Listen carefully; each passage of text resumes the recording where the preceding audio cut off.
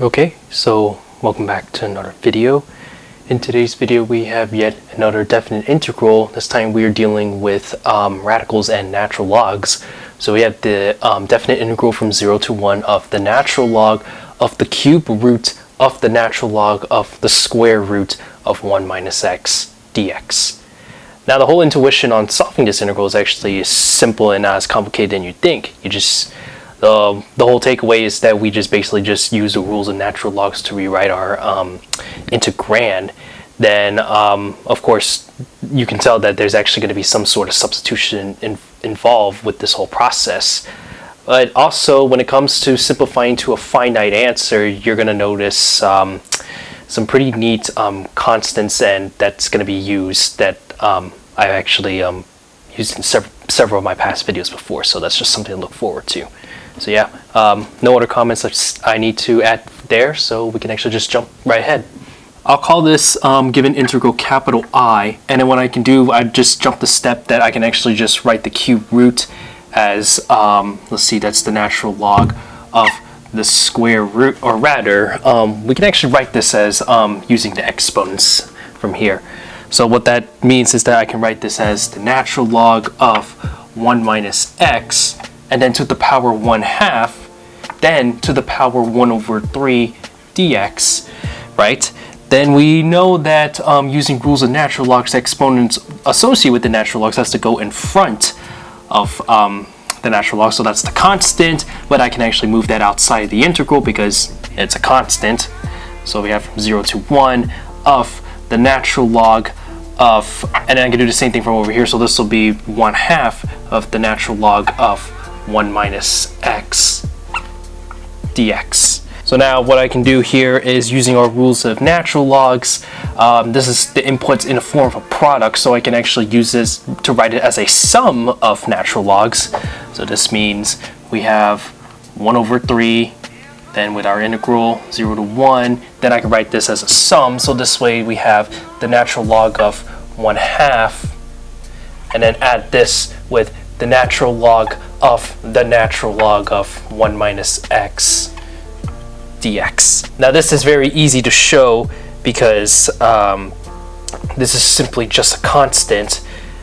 When you subtract this, let's see, we get that, so let's actually, what we can actually do from here really is just use linearity and split this into two integrals. So this is a natural log of 1/2 dx, then I add this with 1/3, then the integral from 0 to 1 of the natural log of 1 minus x dx. And then this computation here is very simple. Natural log of 1/2, that's basically just a constant, so it's x times that constant.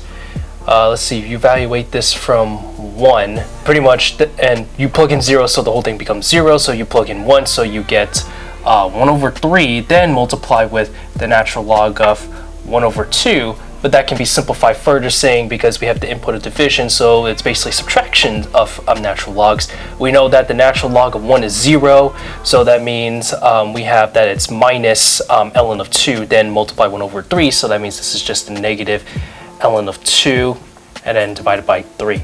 So now the next thing we have to show is, of course, we have to evaluate this integral over here, so I'll write this out in full again. So of course from here we're going to actually have to pull out some U-Substitution methods here. So what I'm going to do is I'm actually going to define, we're going to call this negative t, and we're going to let this equal the natural log of 1 minus x. Now we have to solve for our x. So just to put in the substitution back, of course, because we want everything eventually to become in terms of t. So when we do this, I can actually take the e base to both sides. So that way we have e to the negative t, then that's equal to 1 minus x. And then if I solve for x, I can just subtract 1 and then divide by negative 1 to get the x on its own. So when you do this, you're just going to get that this is just 1 minus e to the negative t. And then I can differentiate both sides to say that now we have that this is dx equal to, let's see, so that's negative cancel, so it's just positive e to the negative t dt. So we have the stuff we need, so we can actually just plug in our substitutions back in. Okay, so I'm just gonna write everything back what we have so far. So we have that it's negative ln of 2, then divide this by 3. Then we're going to add this with our new integral. Let's see, we got to plug in our new bounds. So because we have from 0 to 1, so x is equal 1 and x is equal 0. Let's see, if I plug 1, so ln of 0, so that means that's going to get, that's going to approach negative infinity, but we have that negative t is equal to negative infinity, so we say that that's infinity over here. So infinity right over here. Okay, and then if I plug 0, so 1 minus 0 is 1, ln of 1 is 0, so that means t would be 0. Then we have the natural log of, let's see, just plug this back in, so that will be a natural log of negative t, and then plug in our dx, which is our e to the negative t dt. So now what I can do from here is focusing on this, focusing on our ln of the natural log of negative t. Notice that negative t is also a product of negative 1 and t. So of course you can actually use the rules of natural logs to separate this into the sum of natural logs. So just rewriting the same thing as before, 1 over 3, 0 to infinity. Then we have the natural log of negative 1, and then add this with the natural log of t.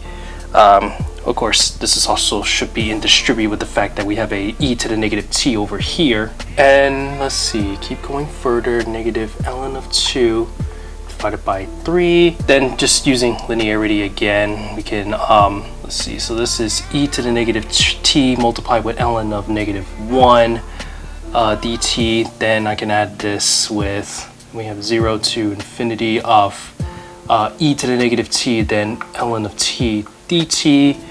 So over here, this is easy to show. The natural log of negative 1, well, of course, you can't have the natural log of negative 1 just yet. The thing is that negative 1, we can also define it as Euler's identity, which says that it's the exponential function e to the power I times pi is equal to negative 1.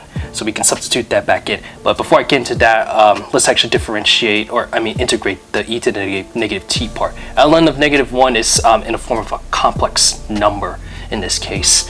So when we do this, then we have, let's see, so negative ln of 2 divided by 3.